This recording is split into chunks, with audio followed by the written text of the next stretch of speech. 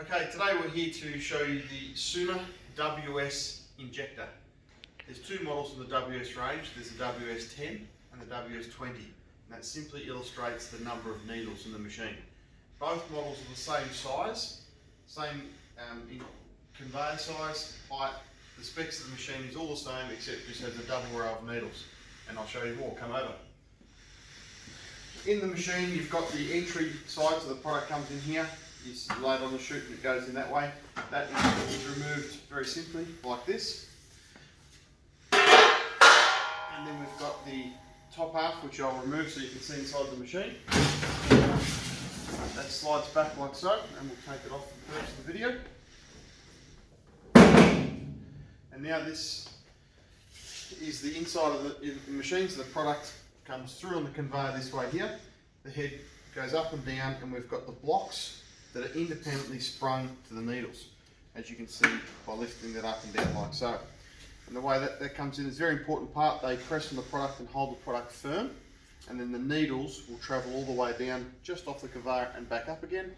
Obviously these are the 4mm needles that are bone in, so you can put a bone in product through here and they'll hold against the bone, and they're independently sprung, as we can see like this. Around the other side here we've got the other cover comes off, which illustrates how easy it is to clean the machine. You can hose the whole machine down from top to bottom on the outside of the machine, wherever it needs to be. The exit chute, it also lifts off very simply as well. And then if you're able to come around this side, you'll be able to see how simple it is to remove the conveyor. Now, one of the unique features of the Suhner Injector is they have a stainless steel conveyor. Not plastic slats, it's stainless steel slats, and that just facilitates the ease of cleaning, and there's no area for bacteria to fester and grow and whatever. Around here we've got a very simple mechanism that we can use to remove the conveyor. We simply pull out this component here, and that releases the conveyor. And I'm not sure whether I'm going to be able to do it because the head is in the down position, but we simply grab the handles like so, lift it up, there we go, and that slides out like that. As you can see, it's completely stainless steel encased. It goes down the ground like that, and there is our conveyor, and it's made to stand. It's always good to lean against the wall, but you can hose it, you can turn it if you need to, you can do whatever. It's completely encased in stainless, and then it allows you to wash all through there. Very, very simple, very easy to clean, very compact, and also the machine is on wheels. Once we've got around here, the controls to the machine are very, very simple. Nothing computerized.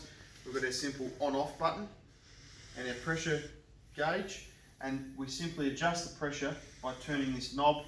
Obviously it's got to be running for you to get a pressure, and then down here we've got our last filter. So that for product to have gone through this machine twice, it's gone through 3 filters. So it starts off in the suction filter.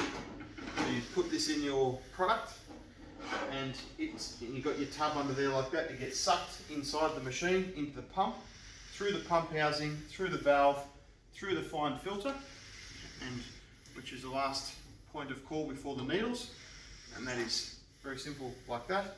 It goes up through the head, down through the needles, and what brine doesn't go into your product is then drained back, comes down through the compartment here.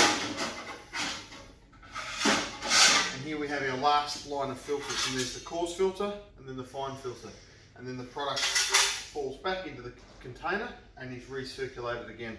Very, very easy to pull out and clean and turn upside down, rinse through whatever you need to do if you're collecting more than normal, and then that just simply slides back in and you're away. So that's how that works. So it's triple filtered for the second time round, and it comes through the head.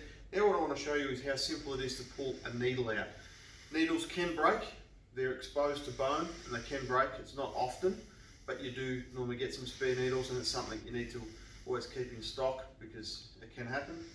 If you come in close, we can see how simple the system is. We've got what we call a needle clip, and it just is removed, no tools required, like with a little clip like that, and then you just simply pull the needle down, flex it across, and there we go. So there's our needle. So That's a 4mm, what we call a bone-in needle, and that's as simple as it is to change or remove, or if you need to clean it, you can.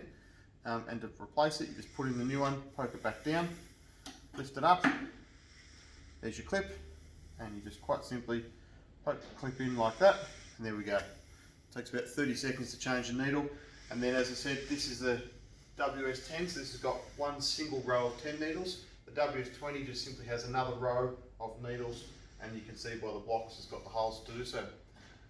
All the best, enjoy your injector. Cheers.